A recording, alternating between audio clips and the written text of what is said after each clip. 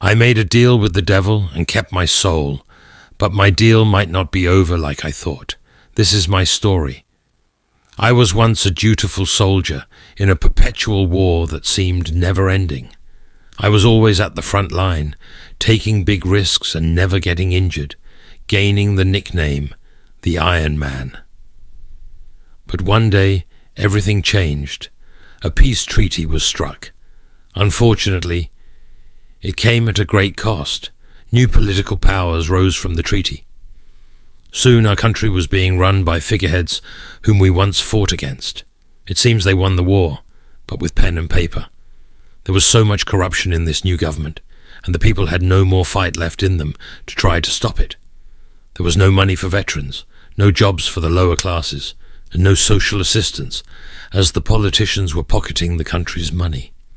I, along with the majority of the country, was having trouble finding work. I had no home, and rarely had food. One day I came upon an apple tree that stood at a crossroads.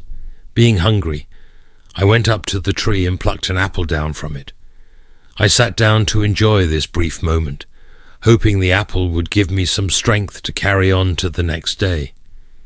As I took my first bite, I noticed a dark shadow travelling along the ground. The hair on the back of my neck stood up. I slowly lifted my head to see an eccentric-looking man standing before me. The strange man wore a green jacket and leaned on a golden walking stick adorned with sapphires. The man looked quite dignified, but then I realized he had goat hooves for feet. I jumped up out of fright, dropping the apple as I stared down at the goat hooves. I went to grab my rifle from my back when the strange man started to speak.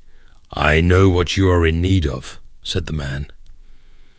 I stood there frozen for a moment, out of curiosity more than anything.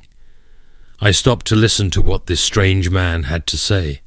The man in the green jacket leaned forward on his walking stick and smirked as he continued to speak. "I will give you money and property, as much as you can squander away in your lifetime." I shook my head as I tried to make sense of this situation, stammering in response. "Who? What? What are you talking about?" The man in the green jacket ignored my questions and continued. "However," he paused for a moment to add some sort of flair for the dramatic, waiting to see if I flinched at his words. "Before I give you everything your heart desires, I must know if you are fearless. I don't want to be giving away my money to a coward." The strange man questioning my bravery got my attention right quick, and I snapped back at him. "A soldier and fear? How can those go together? I can handle any test of bravery." The man grinned wide and answered, "Very well, look behind you." I turned around, and suddenly a large growling bear with red eyes appeared, barreling towards me. I shouted for a moment out of surprise, confused where this bear came from, but quickly my training kicked in, and I grabbed my rifle and aimed. The man must have seen the smile on my face as I took aim and shot the bear in the snout. It fell down motionless. The strange man grinned ear to ear and said, "Very good. You do not lack courage, but there is one more condition that you will have to fulfill." I was beginning to put together who this man was. The goat feet, the sudden appearance of a bear right on cue, and now he wants to make a deal. I realized I must be talking to a demon or the devil himself, so I quickly interrupted to make a counteroffer. Standing tall, I spoke with conviction. "As long as I can keep my soul and salvation, then I will consider your offer. Otherwise, I'll have nothing to do with it." The devil's face became emotionless as he leaned in closer, inspecting me up and down, taking a long whiff of me, as if I were some meal. He spun around and began to pace slowly, playfully whirling his walking stick around. The man came across as some kind of demonic circus ringleader, with the way he moved and spoke. His face went from emotionless to uncanny as he smirked and began to speak. "A counteroffer? How intriguing." The devil grinned and stared me in the eyes, as if trying to dig a hole into my soul. This clearly was a fun game for him, and he was playing with me like a cat plays with its prey. He continued, "How about this then? For the next 7 years you are neither to wash yourself, nor comb your hair, nor cut your nails, nor pray. I will give you a jacket and a cloak, which you must wear. If you die during these 7 years, you are mine. If you stay alive, you are free, and I will bestow all the riches upon you to last a lifetime." I pondered for a moment, thinking about how desperate I had been the past few months. I thought about how many times I had faced death in the war and survived. I was the Iron Man after all. I decided the odds would be in my favor. I nodded at him and said, "All right, you have a deal." The devil held out his hand. I leaned in, pausing for a moment, wondering if this was a mistake, but quickly he grasped my hand. And that was that. The deal was done. The devil took off his green jacket and gave it to me, saying, "Whenever you wear this jacket and reach into its pocket, you will find a handful of money." Then he walked over to the dead bear and with a burning hand ripped off its pelt, transforming it into a cloak. He wrapped it around my shoulders and said, "This shall be your cloak, and your bed as well. You are to sleep on it, and you are not allowed to lie in any other bed." The devil grabbed my jacket and put it on himself as if it was some sort of symbol of the deal. He smiled at me and with a malicious tone told me another condition. "One last thing. Your name for these next 7 years will be Bearskin. That is the name you will go by, no exceptions." I furrowed my brow and began to walk up to him in protest. "Wait a minute. You keep adding things to this deal." But my protest was without merit, as the devil smirked, turned, and disappeared right before my eyes.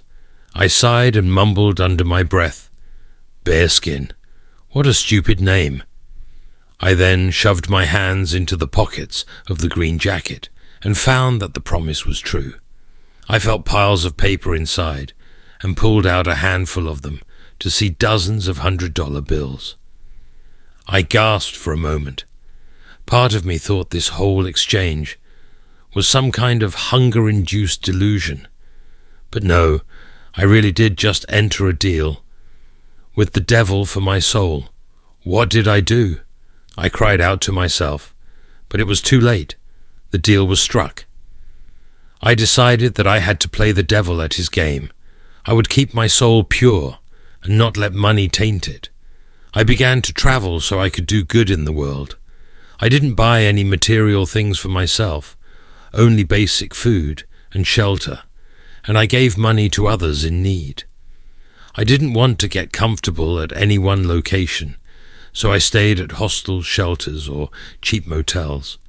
I figured if I did good deeds, my soul would stay clean, and if I kept on the move, I would have a better chance of surviving. The first 2 years my appearance went from okay to somewhat acceptable.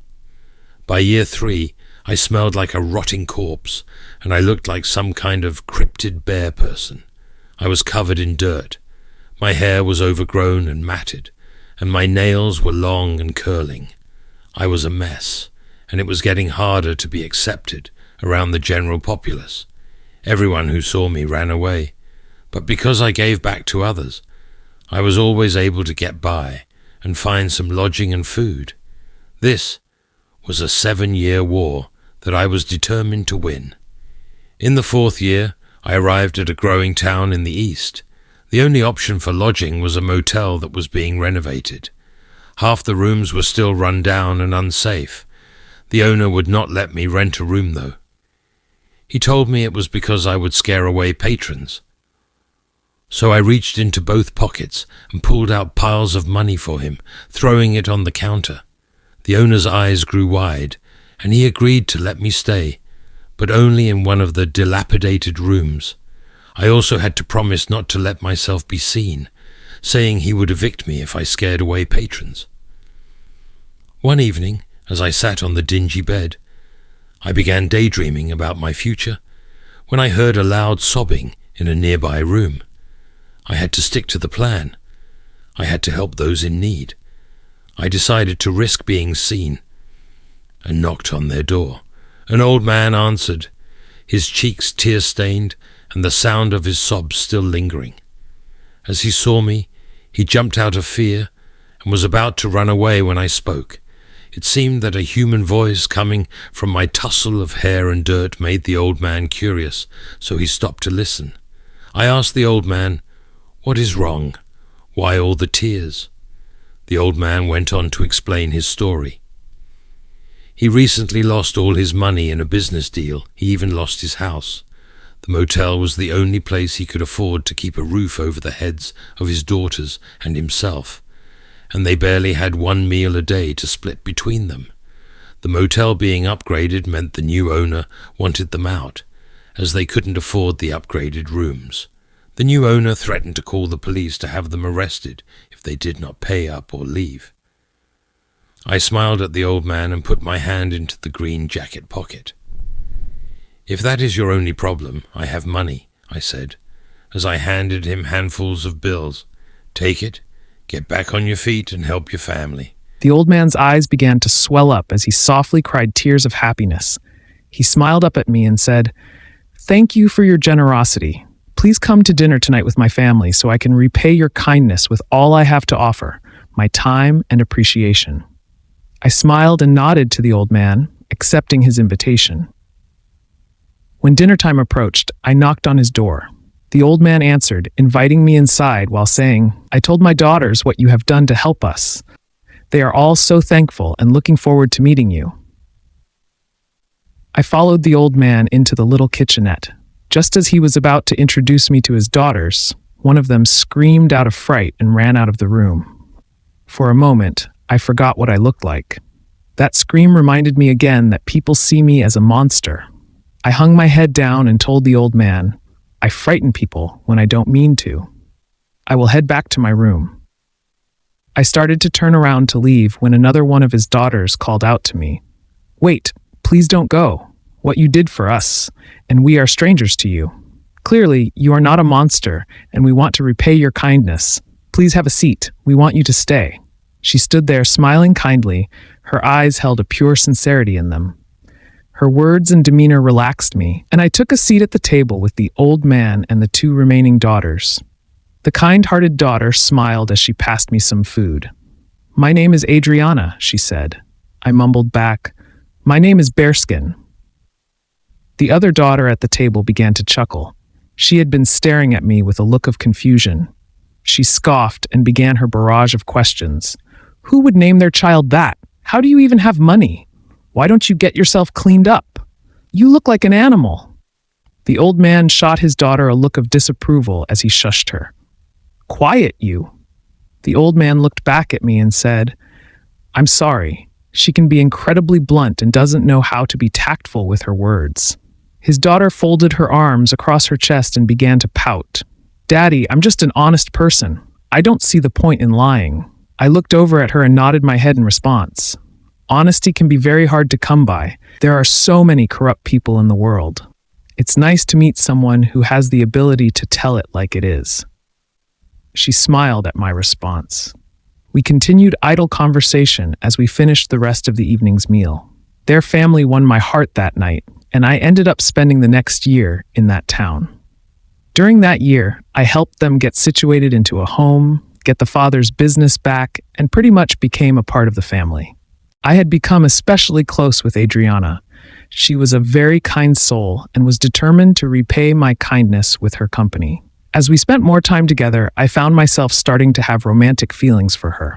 After 5 years of living with this deal, I decided to just be spontaneous. We were having a picnic at a nearby pond, enjoying the scenery, when I just blurted it out, "Adriana, would you consider marrying me?" I knew it was a huge leap to ask her to marry me when I looked like this. But after the way my life had gone over the last 5 years, I figured I would just take a shot at happiness. I had been dealing with rejection and disgust this whole time, so I could easily handle it if she said no. Adriana sat up and moved her hands to grab mine. Even though they were in a disgusting state, She didn't seem to care. She smiled up at me and surprisingly responded, "Yes, that would be lovely. There is so much bad in this world. I know you are a good man and you truly care about my family." I smiled and pulled an old ring off one of my fingers, snapping it in half. As I tried to explain my one caveat, I still have to complete this journey I am on. It is difficult for me to explain why, but I must leave for a bit to finish this. She looked up at me concerned. "How long will you be gone?" I shook my head and told her, "I have 2 more years left. If you are okay with waiting, I want you to keep half of this ring, and I'll keep the other half. When I get back, I will get you a proper ring." She began to cry softly. I wrapped my arms around her and told her, "I must go help more people. I have a situation hanging over my head, and I don't want you or your family to get hurt. I promise, I will tell you everything if I return. If I do not return after 2 years, then it is because I have died." She nodded, continuing to cry, but took the half piece of ring. I traveled the country for the next 2 years, doing good wherever I could. Finally, the last day of my 7 years came around. So at dawn, I went back to the apple tree at the crossroad and waited for the devil to show up. Fairly quickly, the wind began to howl, and the shadow fell across the road again. I looked up to see the devil scowling angrily at me. He threw my old jacket at me and demanded the return of his green jacket. I stood tall, proud of surviving the last 7 years and doing good all along the way. I held up a finger to the devil as I made my demands. "Now hold on, we haven't finalized our deal yet. You added more to the deal without giving me a chance to counter last time.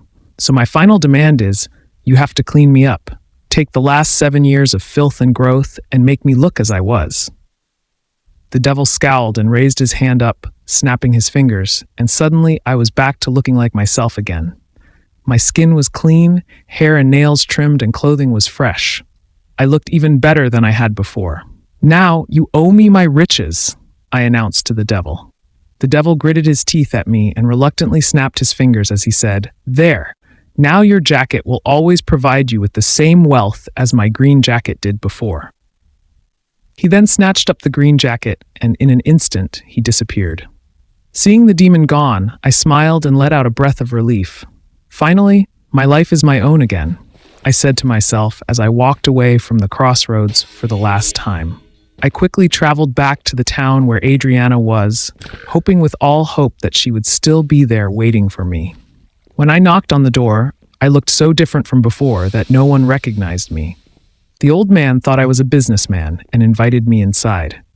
I sat down with the family, and the 2 other daughters began to fawn over me. They started pouring me wine, serving me food, and doing everything to try and vie for my attention. Adriana, however, would not raise her eyes to look at me and did not speak a word. She was dressed all in black, and that's when I realized she thought I was dead. The father began the conversation, assuming I was there to discuss a business opportunity. But I interrupted him and told him, "Oh no, I am here to get my bride so we can get married." When the 2 other sisters heard this, they jumped up and ran into their bedrooms to put on some fancy dresses. Apparently, each of them thought that I was here to arrange a marriage and that they may be chosen as a bride. Their father went to the kitchen to grab more wine to celebrate. As soon as I was alone with Adriana, I brought out my half of the ring and dropped it into a glass of wine, which I handed to her. She took the wine and began to sip on it. Seeing the half ring in her glass, her face changed and she began to smile. She took her half, which she wore on a ribbon around her neck, put them together, and saw that the 2 pieces matched perfectly. I smiled and said, "It's nice to finally meet you, Adriana. My name is Jacob.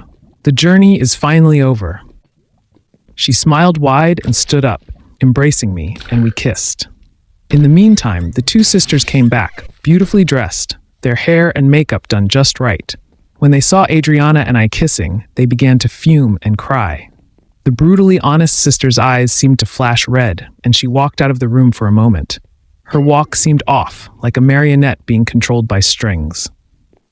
I felt the air in the room shift. Something was wrong. I scooped up Adriana. She had lost so much blood. It was everywhere. So much damage in only a few seconds. I yelled at the other sister to call for help. She got so scared that she ran out of the house. The father came running into the room after hearing all the screaming. Upon seeing the bloody mess and his daughter lying there lifeless, he began to clutch at his chest and fell to the ground. I felt like I was in some weird fever dream, surrounded by death. I ran to the phone to call for help. As I was speaking with emergency services, I heard Adriana's sister wake up and start screaming. What did I do? I ran back into the room to try and subdue her until the police showed up, but she saw me, panicked, and ran out the front door. I ran after her but couldn't catch up. I had to watch as she frantically ran into the road and straight into traffic, when suddenly a large truck appeared out of nowhere, slamming into her. I stood outside for a moment, in complete shock from everything that I had just witnessed. Then, suddenly, I felt a cool chill, the hair raising on the back of my neck as I watched a shadow crawl along the ground, the familiar shadow I had seen 2 times before.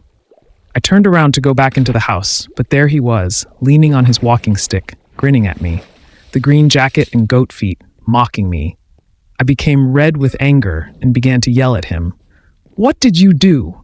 The devil leaned in close, growling out to me, Can't you see? I now have 3 souls instead of just your one. He then disappeared in the blink of an eye. I lost the love of my life that day and remained forever scarred.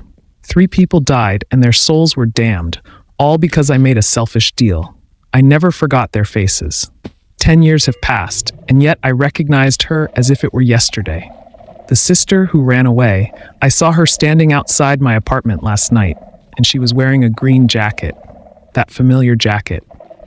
I thought I escaped with just heartbreak, but it seems there is no true escape from the devil. I'm not sure what kind of deal she made. This is why I am currently recording my story. I don't know what will come of me tomorrow. This might be my end.